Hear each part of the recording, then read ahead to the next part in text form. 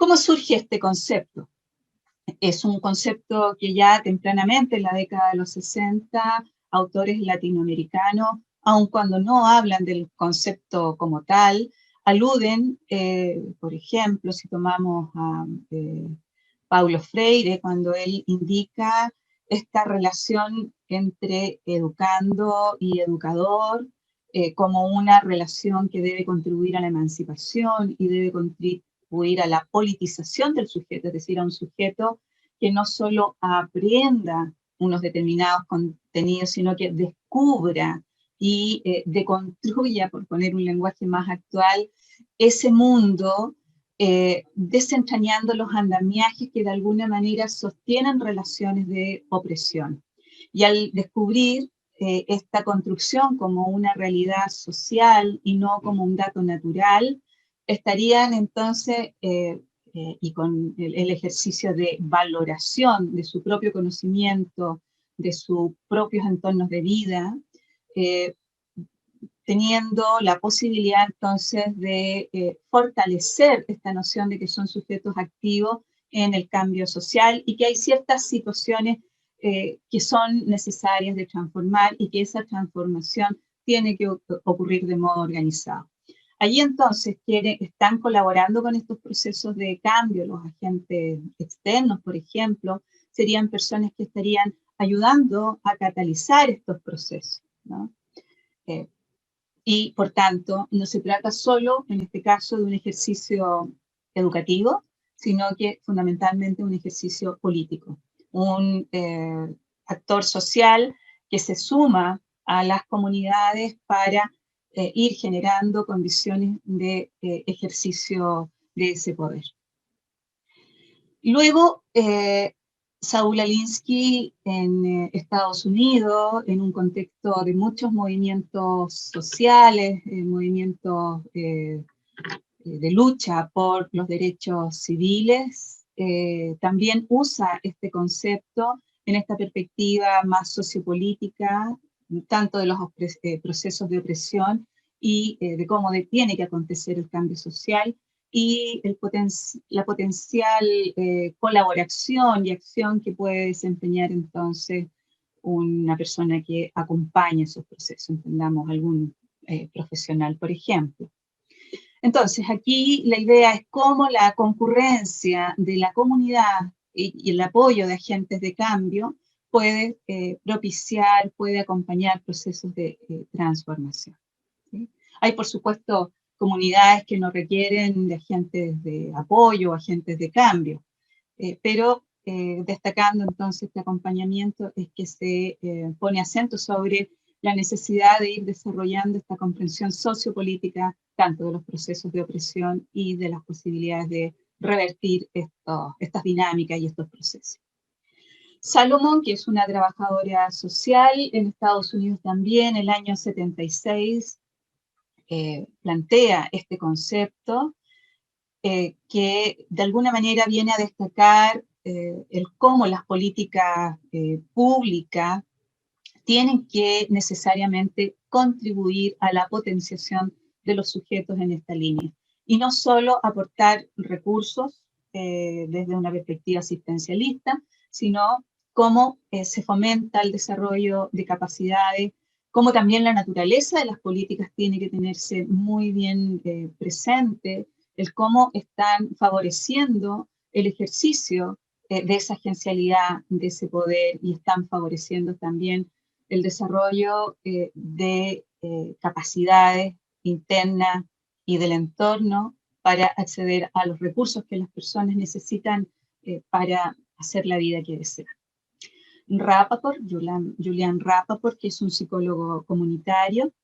el año 81 avanza en la conceptualización y para el caso de la psicología comunitaria entonces va a ubicar este concepto como central para el quehacer en la medida que se reconoce que el malestar, que las dificultades para vivir procesos de desarrollo en muchos colectivos está mediada entonces por esta imposibilidad de ejercer control sobre los recursos y que sería entonces el ejercicio, el acompañamiento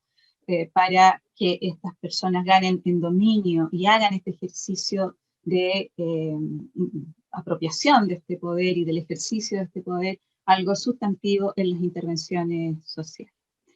Hoy día este concepto tiene distintos tratamientos.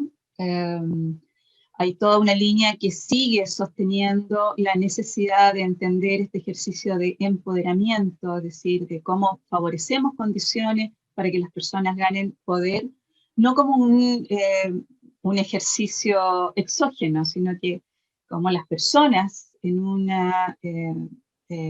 proceso muy también analítico, crítico, van amplificando sus capacidades, pero también cómo las políticas públicas, cómo la estructura social va favoreciendo que estos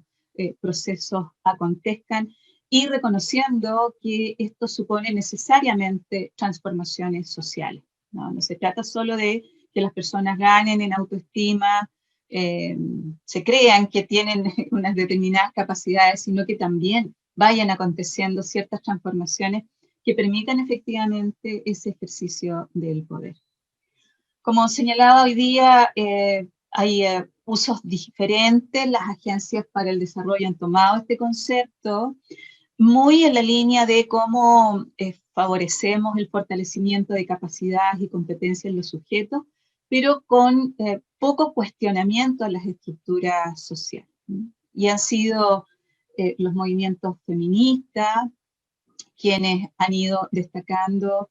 nuevamente, así como lo hace también la psicología comunitaria, el que estos procesos es imposible que acontezcan si es que no estamos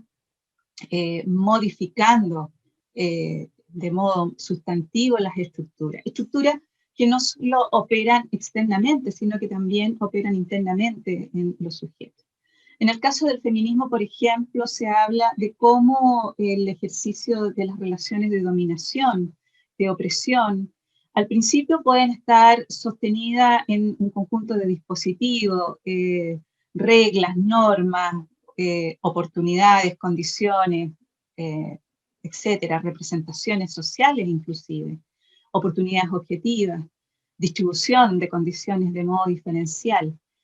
pero que luego en un proceso de socialización que va reproduciendo estas normas, estos sistemas de creencia, esa opresión se hace interna y ya no necesitas tanto el ejercicio de estructuras externas para que tú te acomodes a determinados roles. Y eso lo podemos ver en los roles de género, por ejemplo. Las mujeres vamos reproduciendo prácticas, creencias a través de la culpa, a través de asumir muchas responsabilidades en esto de ser buena madre, de ser ejemplo, de ser abnegada, que son valores que van haciendo que se postergue mucho también las propias posibilidades de contar con un bienestar, ¿no? Siempre postergando muchas necesidades. Bueno, entonces, este primer reconocimiento que el empoderamiento no es neutro y que lamentablemente mucho de lo que hoy día hablamos de empoderamiento se aleja bastante de esta versión original que es planteada desde estos primeros pensadores y activistas y luego también desde el sentido que la psicología comunitaria trata de dar, ¿no? Y, por ejemplo, en el mundo organizacional se habla de empoderamiento para destacar el emprendimiento, la autoestima y la capacidad individual. Lejos de esta visión reduccionista, el empoderamiento supone, en una mirada compleja, ejercicios en varios niveles, en donde no es suficiente el cambio personal, sino que tiene que ese desarrollo de capacidades, por ejemplo, estar muy conectada con la acción con otros sujetos y cambio, como ya había señalado, de ciertas relaciones, de la distribución de recursos, de las oportunidades de la participación, que muchas veces pasa también por cambio estructural. ¿Qué significa etimológicamente empoderamiento? Acá también hay, por supuesto, críticas en relación a importar un neologismo. porque hoy día nosotros hablamos de empoderamiento, la palabra original es empowerment, que sería este movimiento de acceso al poder con un resultado tangible, concreto, que denota efectivamente aumento del ejercicio del poder. Entonces sería un proceso de adquisición del poder en vistas a alcanzar un objetivo preciso. ¿Ya? No solo se trata de que las personas se sientan más poderosas, sino que sus resultados tangibles vayan en la línea de haber ganado efectivamente poder, ¿no? Estaríamos refiriendo entonces un poder instrumental que es a la vez personal y colectivo y que apunta a que las personas ejerzan mayor control sobre su realidad. Sería también un mecanismo mediante el cual las personas, las organizaciones, comunidades logran control sobre los asuntos que les preocupan. Además, un proceso intencionado, continuo, que está enfocado en la comunidad local, que supone, por un lado, el respeto entre las personas, una reflexión crítica, un cuidado y la participación grupal, mediante un proceso mediante el cual las personas entonces que carecen de una cantidad equitativa de recursos van ganando un mayor acceso y mayor control sobre aquellos recursos que son valiosos para ellos, ¿no? El empoderamiento combinaría dos dimensiones complementarias, muy en la línea que señalábamos al conceptualizar la noción de poder. Supone la autodeterminación personal, que sería esta capacidad de determinar la propia vida, que va acompañado de un sentido de competencia personal, pero además la determinación social, que hace referencia a la posibilidad de participación democrática y que va ayudando a construirse en este sentido de competencia comunitaria. Cuando hablemos de participación, vamos a ver que la participación precisamente lo que va permitiendo es que las personas puedan ejercer estos espacios de autodeterminación y que, bueno, no solo sea una suma de autodeterminaciones personales y ganada en el control y el mayor dominio sobre determinados recursos, sino que como colectivamente eso también acontece. En el campo de la intervención social se refiere también el empoderamiento no solo como un constructo que permite graficar un proceso, sino que también se le indica como un valor, es decir, como un horizonte al cual poder aspirar, al cual poder conducir esos procesos. Y estaría siendo crítica entonces respecto de los enfoques tradicionales de la intervención social como un proceso que acontece desde agentes externos que donan, que resuelven carencias que podría tener un colectivo. Muy por el contrario, acá este modelo estaría centrado en los recursos, en las fortalezas, capacidades y en amplificar estas condiciones y capacidades para que entonces esta capacidad aumente. Y hay énfasis también en los procesos de transformación y cómo estas fortalezas y capacidades se van a constituir en activos en estos procesos. Y la relación de ayuda profesional, entonces, sería más bien de colaborador, facilitador, se habla también de catalizador, que trabaja conjuntamente con los miembros de una comunidad para ayudar que estos distintos procesos, los distintos niveles puedan ir aconteciendo, ¿ya? Muy en la línea del poder-potencia, es decir, se asume que la comunidad tiene poder, recursos, fortaleza, pero quien interviene tiene también un conocimiento y unas redes, ¿no es cierto?, que viene a dinamizar esto que tenemos en la comunidad y esto entonces termina amplificándose. El empoderamiento es entonces el reequilibrio del poder, acceso a recursos, capacidad, considerando el derecho para ocupar espacios de toma de decisiones. Operacionalizando el concepto, estaríamos integrando tres grandes dimensiones complementarias. Por un lado, la participación, ¿ya? Que es esta posibilidad de conectarse con otros, actuar en conjunto con otras personas,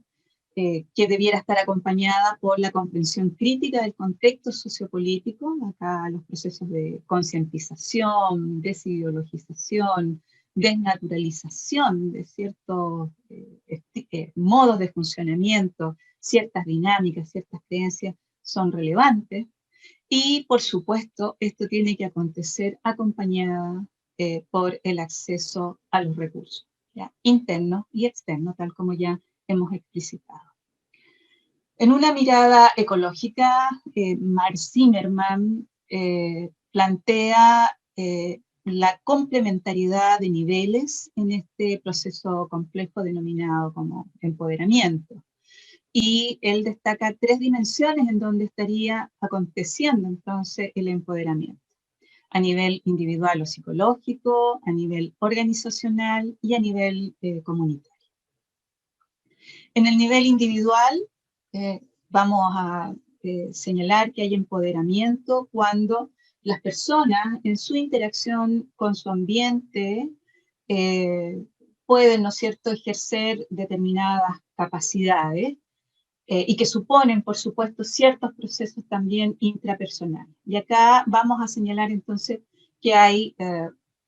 empoderamiento individual en la medida que las personas tienen un locus de control interno, es decir, que el control psicológico está ubicado en el ejercicio de sus capacidades, en la creencia de que ellos efectivamente pueden tener injerencia sobre determinados asuntos, también estrechamente conectado con el sentido de autoeficacia, porque nadie va a emprender una determinada acción si no se siente con alguna posibilidad de ser eficaz en ese ejercicio, y también es la esperanza, porque si yo no tengo la esperanza de que determinados acontecimientos o transformaciones o logros van a acontecer, lo más probable es que no haga ningún intento a nivel conductual. Y también en el nivel interaccional, la persona en relación con otros supone haber desarrollado habilidades para trabajar con otras personas, comunicación, resolución de conflictos, capacidad, ¿no es cierto?, para trabajar en equipo, habilidades también para obtener el control del poder, es decir, teniendo yo la palabra, si efectivamente la ejerzo, si teniendo la posibilidad de ir a hablar con alguien para obtener un determinado recurso o un determinado derecho, cómo yo ejerzo ese derecho, ¿no? También a nivel comportamental, sería la tercera nivel complementario en el nivel individual. Aquí estamos señalando que podríamos tener habilidades, podríamos tener locus de control, autoeficacia, esperanza, y también habilidades potenciales para obtener el control y el poder. Pero a lo mejor no paso a la acción, no trabajo con otros, no participo con otros. Entonces, tienen que conjugarse estos 3 grandes componentes, el componente intrapersonal, interaccional y comportamental, entonces, para que podamos decir que hay un empoderamiento individual. Ahora, volvemos a subrayar la importancia de la participación ciudadana. Si no hay un ejercicio participativo con otro, no vamos a, por un lado, a desplegar este empoderamiento y tampoco lo vamos a amplificar, porque es precisamente en el ejercicio de la participación en donde podría potenciarse. A nivel organizacional, estaríamos diciendo que hay empoderamiento cuando se dan en la organización un conjunto de características y procesos. Acá se hace una distinción importante y es que podemos tener una organización que es empoderadora, es decir, que reúne un conjunto de características y condiciones y que va a potenciar el empoderamiento de sus integrantes. Y también podríamos referir a una organización empoderada, es decir, que esa organización reúne un conjunto de características que nos habla entonces de que ha ganado en poder y control sobre los recursos. Cuestiones importantes en una organización empoderada es que facilite procesos de participación, que le permita a cada uno de sus integrantes ejercer roles que haya estrechas relaciones e interdependencias entre los distintos integrantes, que además este trabajo compartido tenga resultados efectivos, que haya capacidad de planificación, que haya capacidad de trabajo en red con otros, etc. ¿Ya? Y diríamos entonces que hay una organización empoderada precisamente cuando hay liderazgo democrático, cuando hay flexibilidad en los roles, cuando hay capital social estrecho entre los miembros de esa organización, pero también entendemos que esta organización está interconectada con otros actores locales, cuando todos están teniendo la posibilidad también de participar. Pero también una organización empoderada supone que esté obteniendo logros concretos, es decir, que haya una efectividad, que a propósito de todos los procesos que acabo de describir, esté consiguiendo lo que se ha trazado como meta compartida. Y a nivel comunitario vamos a decir que hay empoderamiento cuando, primero que nada, existe un interés compartido, es decir, existe una acción colectiva sobre ciertos propósitos, objetivos que tienen que ver con el bien común y que las organizaciones, más allá de sus intereses particulares, son capaces también de trabajar con otras organizaciones en ese espacio para obtener ese bien común. ¿Mm?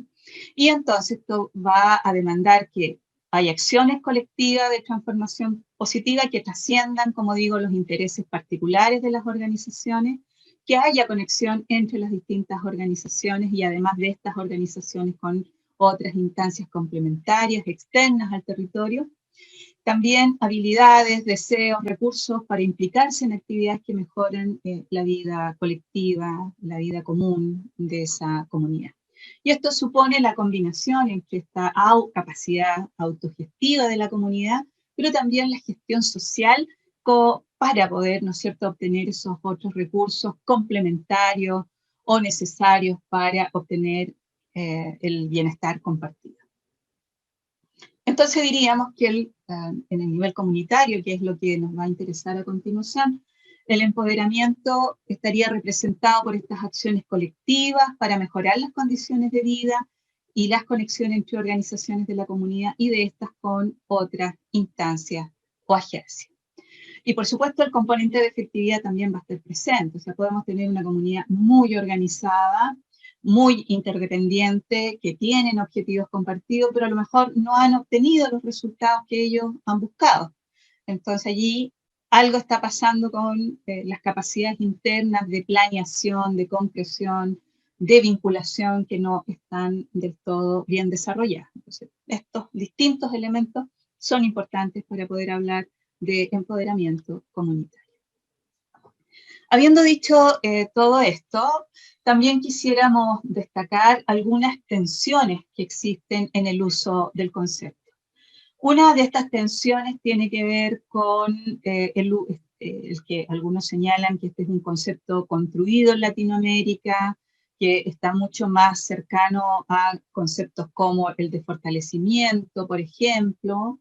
que hablar de empoderamiento es un neologismo.